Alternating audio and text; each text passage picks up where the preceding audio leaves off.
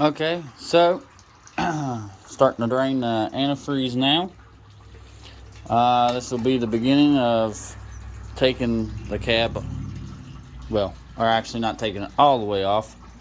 I'm going to finish cleaning the rear section of the frame, move the cab back so I can get all this section, and it'll make it a little easier to get right here also. So, first thing is get the antifreeze drained, and then we'll do the hoses and all of our connections to the cab.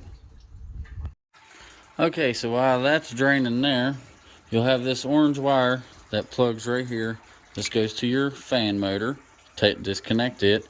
You'll have a 5/8 bolt. Pull it out. You will have a 9/16 on the bottom, and you can pull it out. Then you remove this bolt, and these are just clipped on. As you can see, I can't get it off with one hand. Just like that. And they're color coded as well. Then your alternator is free to come off. Okay, these two wires coming out of this hole here goes to my fan. So I'm thinking about just going ahead and clipping them off because I'm going to do something a little bit different anyway. I'll just clip it off short here and then just pull it back through the cab, and I'll undo it here. This was just temporary to get the fans running. So I'll do that now. Here is the fan and the switch, fan wire. Okay, so our next connection will be down to the distributor. It's this connection right here. Take this loose. Okay, so you'll have one red wire, one green wire come up, and the red wires come in on the side. So that just pops off, slides back like that. Get your screwdriver under here, pop it up just a little bit, and there's your cool off. The red wire was on the side over here. A little rusted, but still working good. Then if you have the original temperature gauge, it would be right there, and this would be the wire it runs to it, but I do not have the original temperature gauge. I got an aftermarket. So then you just pluck your wires up out of there. Should have a little bundle like this. You just set them up on top for now. Get them out of your way. So you'll need to take this bolt out here to where this hose will be up on the motor and out of the way. And then we have a couple different connections here. So coming off the driver's or passenger side here again, we have this connection. It runs up to the relays for the headlights. I got aftermarket headlights from LMC, so we'll need to disconnect this. So I have one wire that comes off the front here, runs across, and tied in with another wire here. That is for your horn. I'll probably just disconnect it right there. Okay, the horn wire is disconnected. I'll be cleaning a lot of this up when it goes back together. But just pull your wire through.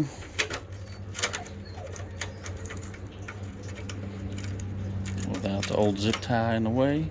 So now we can come right here, since this is a main part of the wiring harness here. Unlike this stuff, you can take all this off pretty easy. So what I'll end up doing is unplugging right here where the old headlight was, and this is the plug for the new style headlight. So I'll unplug it right here and then just pull this wiring harness through. Okay, so as you see, the original plug is broke off of this. So if you hold it like this, the green wire will go to the top right side, the black wire is to the top left side, and the red wire goes to the bottom. Then here in the wiring harness as well, you have a ground that runs up and connects underneath this flap. If you have the aftermarket headlights, it connects here too. So we'll be taking this bolt out now. Okay, so I left this hooked here so that would remind me where it hooked at. So now I took our ground wire, which is right here now. So we're just going to pull it through the core support and bring all of it onto this side. Okay, so to finish disconnecting it on this side, you'll have 1/2 inch bolt here that will run down to your starter. So, I mean a nut, sorry. So we'll take this off. Okay, so this is disconnected now. So as you see, the whole wiring harness for this side is just disconnected now. So there wasn't really much point in tearing it, like taking the other stuff off, because it's not going to be that apart that long. So we will bring it up and stick it under the windshield wiper or something for the time being, just to get it out of the way. Okay, I've decided to leave it there until I disconnect that heater hoses, because it'll make it a lot easier to flop it up. So just like the wiring harness for the distributor and all that stuff, I just set it up there, out of the way. Okay, so onto this side. This is your headlight and your windshield wiper fluid box is on this side. So you can just disconnect it here and you'll be good to go for disconnecting stuff on this side. Okay, it's disconnected. And this is what the plug looks like, just in case you're wondering. Okay, so now we will move on to the rest of it. This is your reverse. When you put it in reverse, this is the sensor that turns on the reverse lights. Sorry, I did not mean sensor, I meant connection. So as you see, it just runs down and runs across. So I disconnected it on the transmission because this plug is a little bad shape, so I want to leave it together so I can just solder new ends right here, because as you see, it's a little crusty, rusty. So this is what your end looks like. It hooks to your transmission. Okay, so I'm going to go ahead and disconnect this brain box because I don't want it all the weight hanging on the wires like that. So you have two plugs, and it's pretty simple. Just remember the green goes to the green, and there's 4 wires in this plug, 4 wires in this plug, and then a red and a white for this side, and a red and a white for this side. So we'll disconnect these now. Okay, so with this, you got the plug there. This one, this side was broke off. And also, I noticed this plug is like disintegrating or something, because it's just breaking away. So we might have to address that when we put it back together. Definitely clean it out and put some new dielectric grease in there just to help it out, you know. So now this green plug and this big plug right here, this is to the back.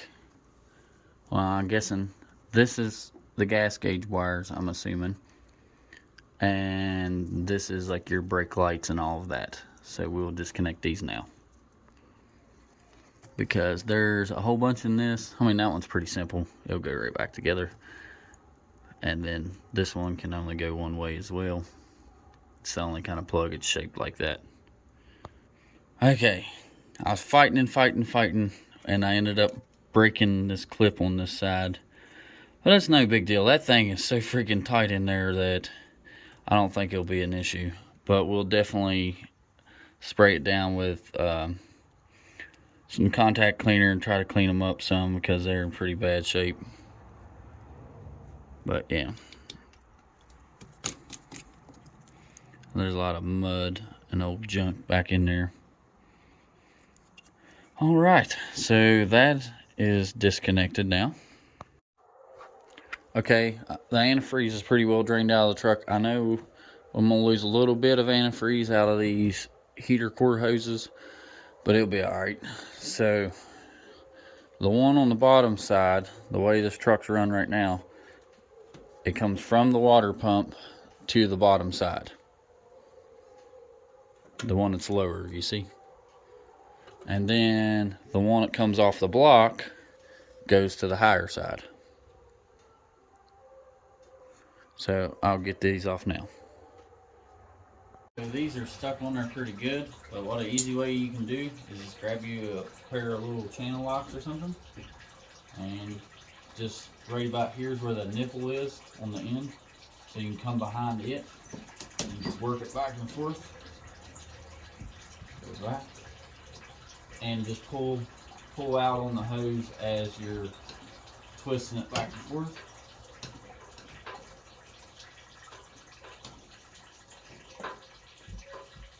But not too hard so you don't break your heater cord. It's put on there pretty good.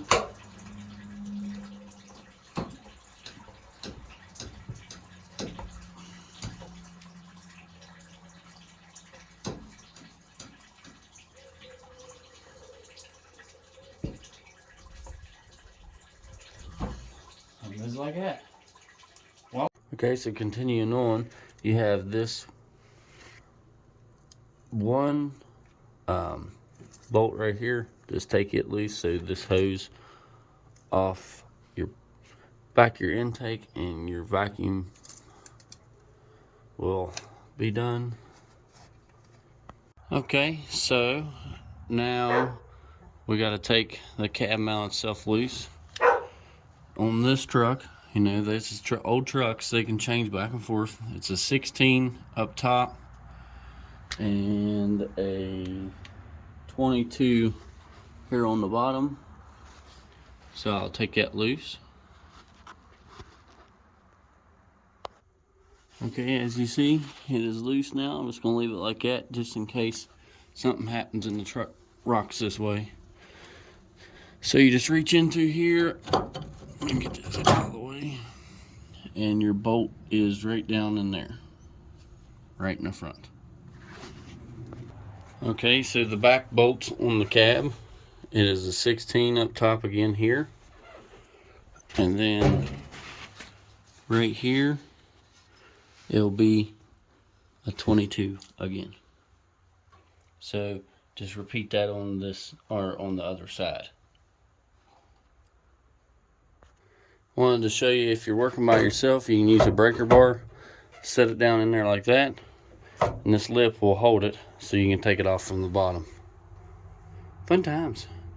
And this truck does have a 3-inch body on it right here, but what I wanted to show you is this is not a washer of any kind. This is just, it was supposed to be cut out of this frame horn here, cab mount, but they never cut it out. They just put it on like that, set it on there. But it's okay. I got ones off the parts truck, and we're going to steal off and put them on this truck. Okay, so then you'll come to the bottom, so you'll have this part go back on, and then your rubber bushing. Then your rubber bushing touches your cab mount, and then from your cab mount down, you'll have another bushing there, and then this washer right here, and then your nut. All right, and that's how you take your cab bolts out of your 73 to 79 Ford. Basically, why I'm doing this is to get all these pieces like this. See, this is seam sealer, and it's not sealing anything. This is letting the water come right in. And like this seam right here, I'll be redoing all this seam and I'll be fixing that fender too. It's broken, so I'll grind that and re-weld that on there. And then like all this seam sealer, it's literally just coming right off. See?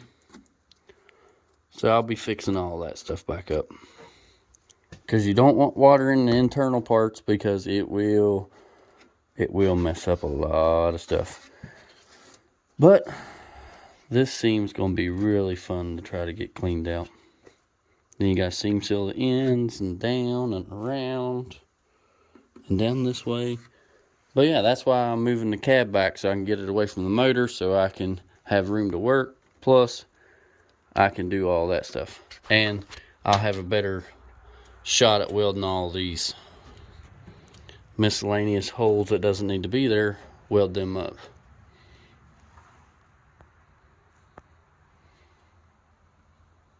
Okay, so the bolt is the same on the driver's side, but I just wanted to show y'all.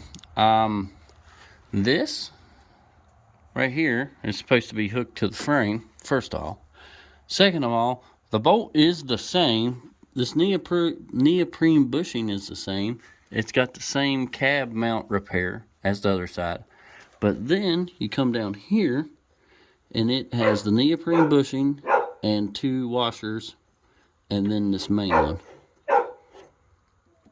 So yeah, just be aware of that kind of thing because these trucks are old. People used what they had. I just wanted to let y'all see that. And this is your vacuum boost. So that will need to come off. And you just tuck it down here in the motor to get it out of your way. So the last thing we have wiring wise hooked to the motor is we have the sending unit down there, low pressure, and then we have to take the temperature gauge out. Okay, so to remove this, you'll need a 5/8 for this, and then 11/16 for the nut, to hold the nut while you screw this out. And there's that disconnected, so we'll reroute that and run it back into the cab. Or just lay it up on the cab actually, because we ain't really got to move it. Just get it off the motor so we can tilt this cab up. Alright, on to fighting this back here. This just keeps spinning, so might have to try something a little different. Okay, so I just ended up holding the side of the wire right there like this, and then I got it to break loose. So now we'll lay this wiring harness up out of the way. Just wanted to show for this oil sending unit on this truck, it's like a brownish black.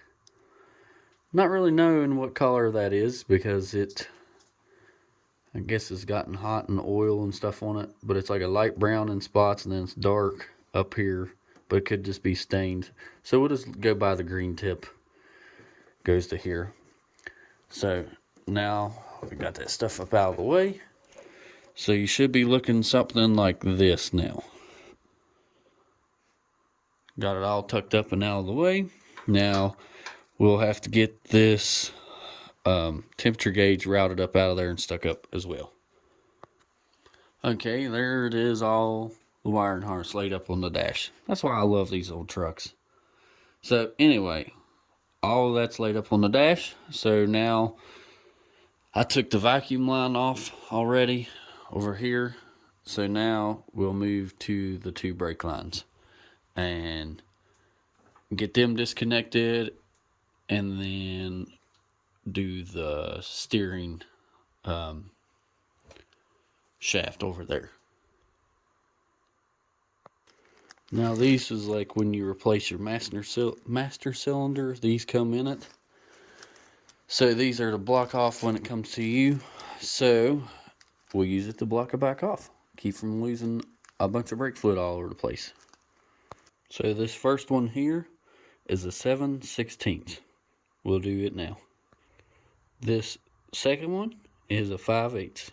So we'll do it now. Before we get too much further, I recommend getting some painter's tape or something and taping these ends up on both of these. Okay, as you see, we got both of these taped off now, so we don't get no dirt in our lines. We got the breather, vacuum taped off, and then we have our plugs in the reservoir. Fun times. Let's try to tackle this now. Okay. So after beating back and forth, I cannot get this joint to move at all. It would compress, like in case you got in a wreck, it'd compress and keep the steering wheel from pushing through your guts. it's froze solid. I can't get it to move. So I had to take the rag joint loose down here. So these acorn looking nuts go through. So this is a stud.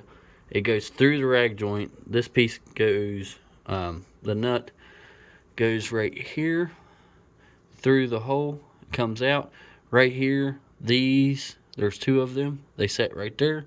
Then your bolt goes through. Important little note is, if you notice, this has got like a little metal clip on it to keep everything straight, you know. So I just stuck it back in there so it wouldn't lose it. And another good thing about me going ahead and doing this is I noticed how bad the rag joint actually is. I'm trying to get light down here so you can see. Yeah, that's not supposed to do that. So, rag joint she'll be needing. So, after fighting around with it, take your bolt all the way out. And I already got it loose now. You should be able, in a perfect way, you could just drive this down in here, but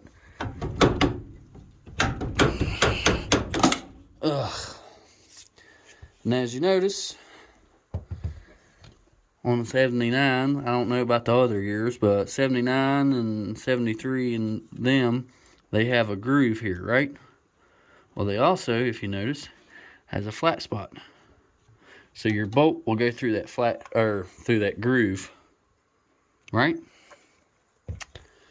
And there's your flat spot. And then your bolt goes through. My goodness, this thing was rough because this is completely froze up. I'll soak this overnight and hopefully that frees up. And I'll put some like anti-seize or something if I can get it all the way apart. Put some anti-seize in there to keep that thing sliding around and okay. So in case you got to get it apart again, that will not be a problem next time. So yeah, there's your steering wheel all done. Bearings are pretty tight from side to side. Whew. Fun times. All right. Well, next thing we got is the clutch rod. We're going to have to get it out of the way. Which, that's not too bad. Just adjust it there. Adjust the tension off of it. And then this will be freed up. So we can just take that key out and we can leave all that hooked up. So that's not a big deal. Fun times. And I got to figure out where that oil leak's coming from.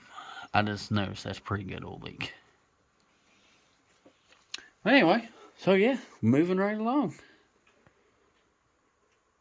All right, it's emergency brake cable time. Whew. So, as you can see, the end of this is messed up pretty bad. So I'm going to try to get it off across it first, but if not, I have a cutoff wheel. Thank you, PB Blaster, because it did free it up a lot. I just clipped pliers on there, vice grip pliers, you know, and it started to turn.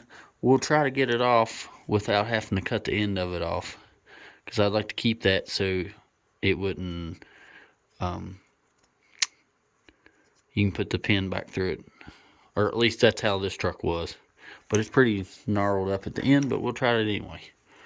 So here we go. And this is a 1/2 inch bolt here, or nut. I'm sorry, it's late. Okay, so I did have to cut it off because it was just bent too far for whatever reason. But we'll take this off now. Alright, well there you have it. It's off. So lay that down there out of the way. This emergency cable was working. I'm assuming it still works because this one was new. I have the other one new here in the box when I was going to work on this truck a couple years ago. And life gets in the way. So, anyway, on to happier story. Yeah, don't forget, this is your return spring. When it's all hooked back up, you hook a return spring in here. Right there. And where mine is right there. So it goes back and comes like this. So when you let off emergency brake, it pops it back. Alright. And then there's one little connection right through the side of this hole. Try to get in here so you can see it. Right there. We gotta squeeze that down and pop that emergency brake cable through. And then the emergency brake cable is done and out of the way so we can do what we need to. Okay, so what you do with the clutch rod is you loosen up the front bolt to start backing the back bolt off until you can't no more. I only had to take it about 6 turns, and then I just pulled back on the throwout bearing arm here, pulled back on it, and it let it come forward, and it's out. And that's how you loosen the clutch. So then we'll go up here and take the clutch linkage right here. We'll take the pin out so it's free, so we can do it. I might be able to do it right now with my hand. I don't know.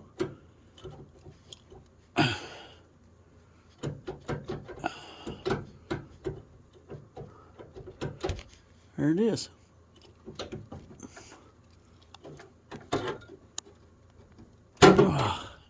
There's your clutch rod. Ta-da! Alright, I am done for the night. I'll see y'all in the morning.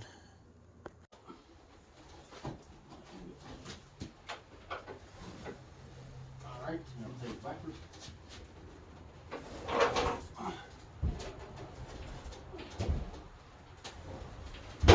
Alright.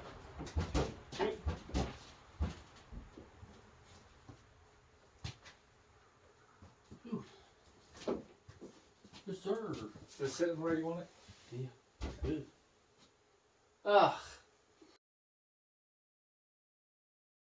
All right. Well, there she is. Y'all see? So, take all 4 of the cab bolts out. Right there, like I showed you. And then, with the shifter, this is an 1/8" bolt. It goes right here.